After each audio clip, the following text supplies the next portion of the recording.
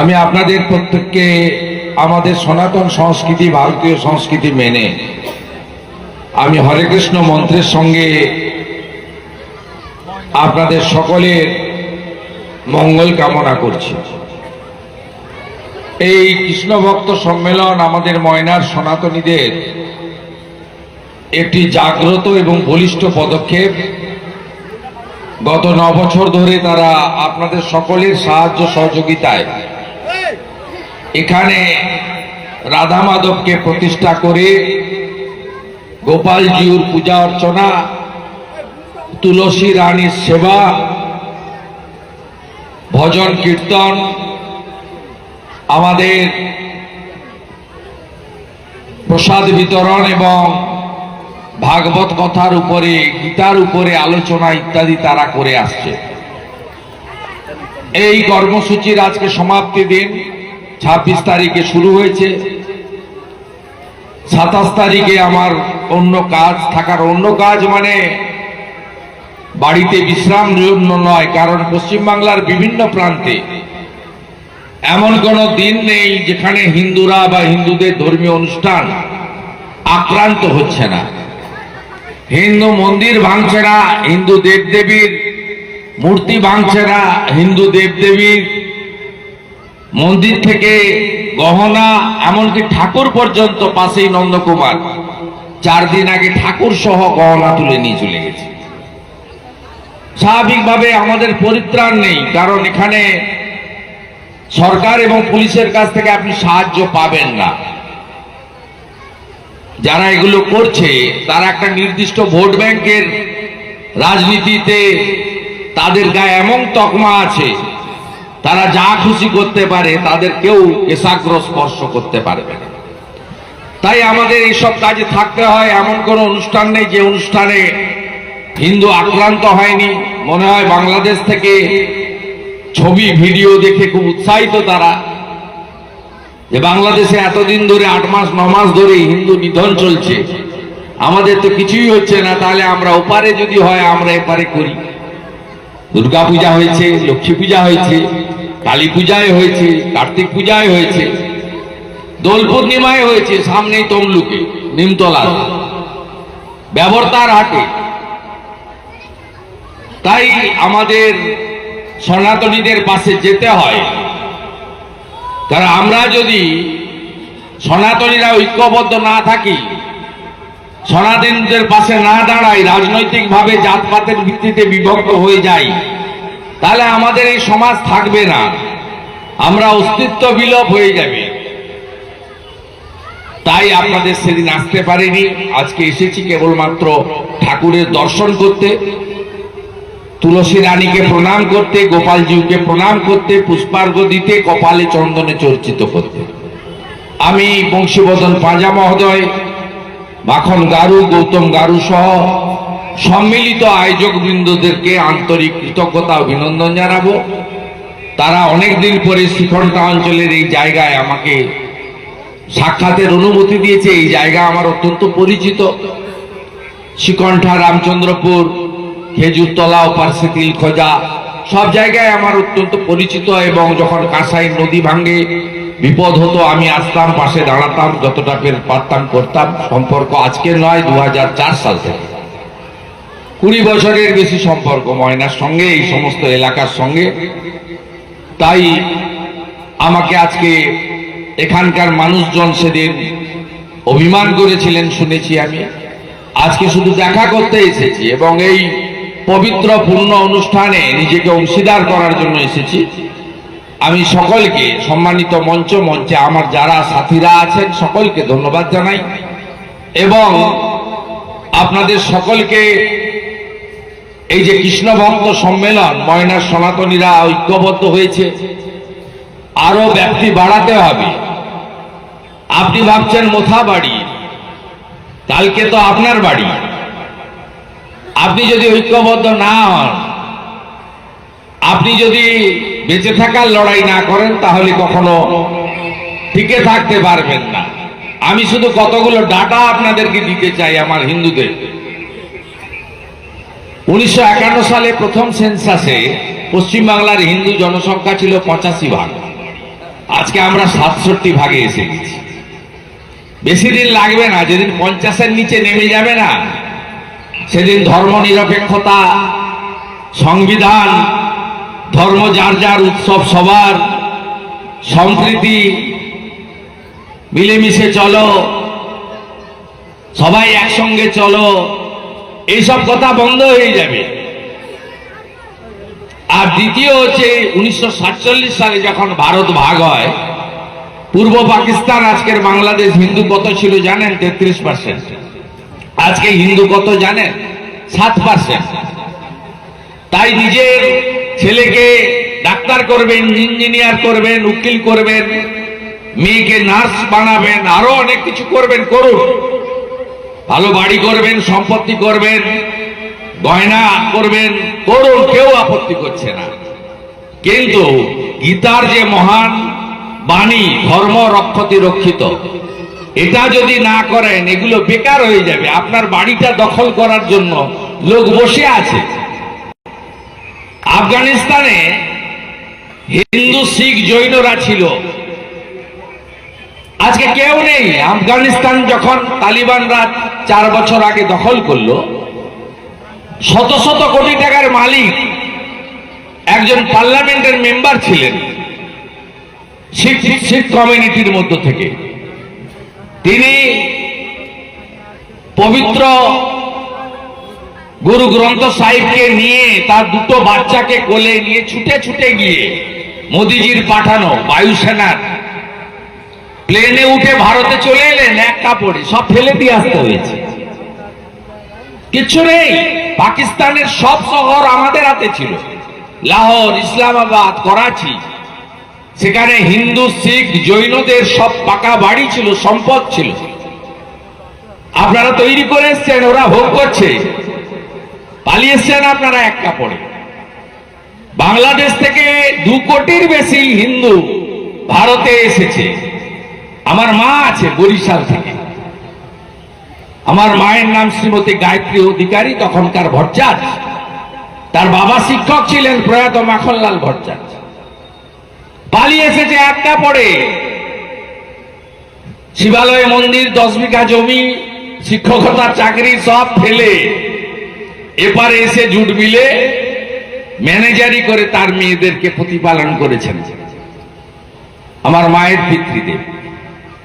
এই তো হিন্দুদের অবস্থা হচ্ছে। বাড়ি বানান, 2 তলা 3 তলা পাকা বাড়ি, দখল ওরা করবে। জমি কিনুন, ফিশারি করুন, দখল ওরা করবে। পাকিস্তানে করেছে, বাংলাদেশে করেছে, আফগানিস্তানে করেছে। তাই দয়া করে ঐক্যবদ্ধ হন, বিভক্ত হবেন না। অনেক কিছু চাওয়ার বিনিময়ে নিজেকে বিকিয়ে দেবেন না, ভয় পাবেন না। রাজনৈতিক দলের কমিটি থাকবে, ধর্ম রক্ষা কমিটিও করতে হবে। এই লড়াই বাঁচার লড়াই, এই লড়াই জিততে হবে। 492 বছর পরে অযোধ্যার রাম মন্দির যেদিন তৈরি হয়, আমাদের রাজ্যে সেদিন সম্প্রীতির মিছিল হয় পারসার কাছে। হিন্দুদেরকে ছোট করা হয়। 66 কোটি হিন্দু যখন মহাকুম্ভে স্নান করেন, এই রাজ্যের মুখ্যমন্ত্রী বলেন মৃত্যু কুম্ভ।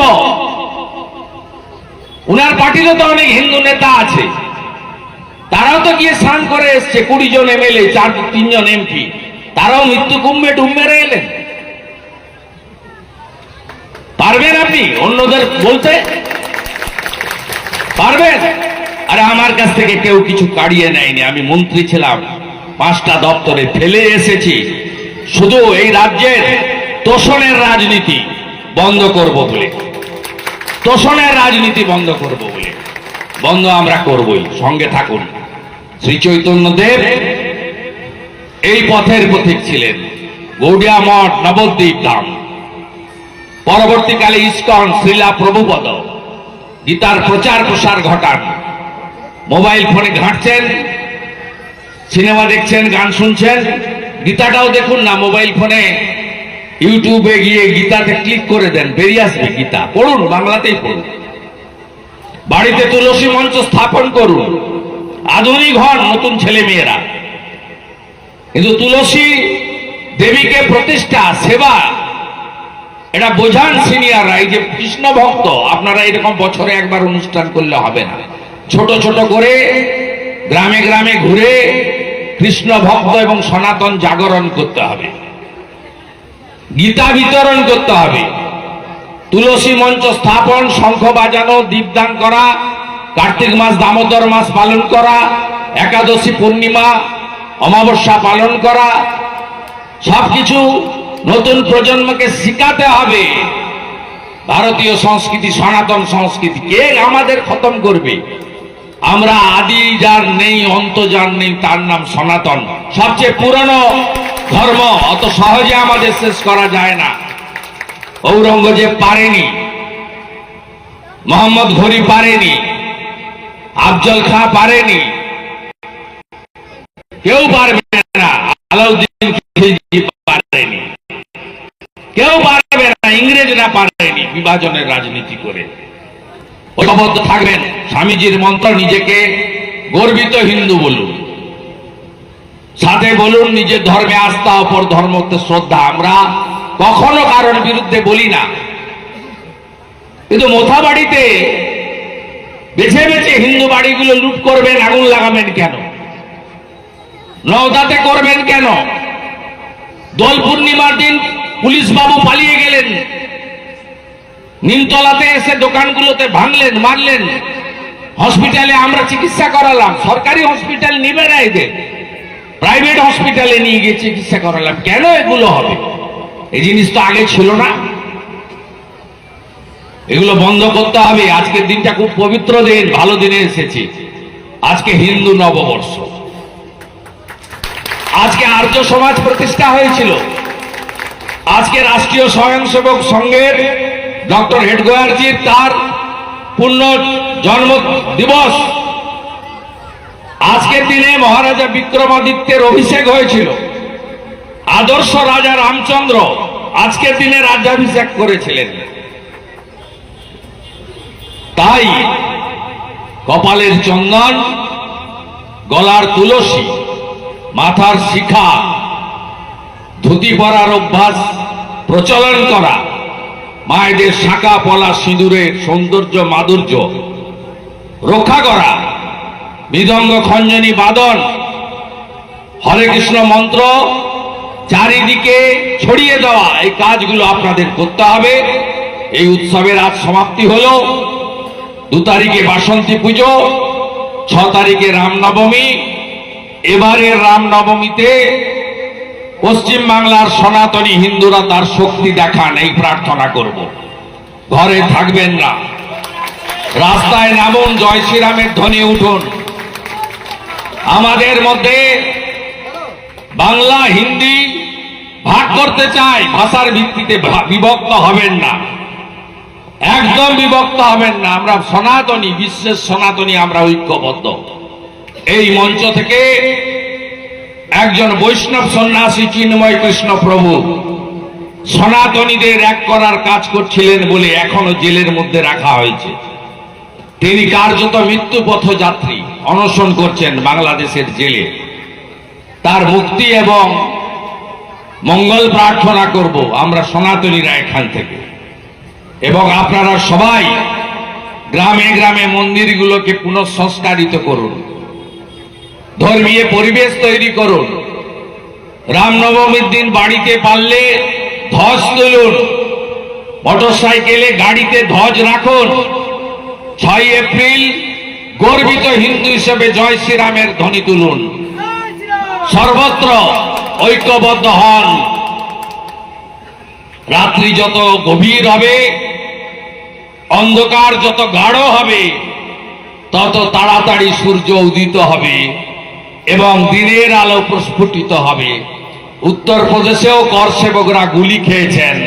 আজকে উত্তরপ্রদেশে জলযাত্রী যারা যান হর হর মহাদেব করে, সেখানে উত্তরপ্রদেশের সরকারের হেলিকপ্টার থেকে পুষ্পবৃষ্টি হয়। আমি প্রয়াগরাজে গেছি, গঙ্গা মা, যমুনা মা, সরস্বতী মা ত্রিবেণী সঙ্গমে স্নান করে এসেছি।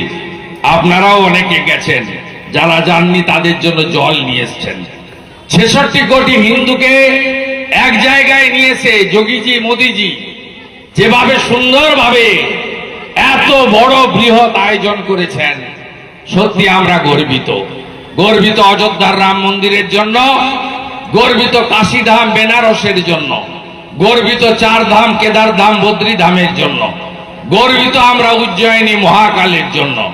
এখানেও পরিবর্তন হবে, এখানেও কালীঘাট, দক্ষিণেশ্বর, মা তারাপীঠ, তারকেশ্বর, কোচবিহারের মদন মোহনজিউ, আমাদের তমলুকের বাঁবর্গ ভীমা, আমরাও সাজিয়ে তুলব ভবিষ্যতে। হিন্দুরা ভয়মুক্ত পরিবেশে তাদের সমস্ত উৎসব পালন করতে পারবে, এটাই প্রার্থনা। সবাই ভালো থাকবেন। আপনাদের সকলকে অভিনন্দন জানাই। গৌরনিতাই প্রেমানন্দে, গৌরনিতাই প্রেমানন্দে।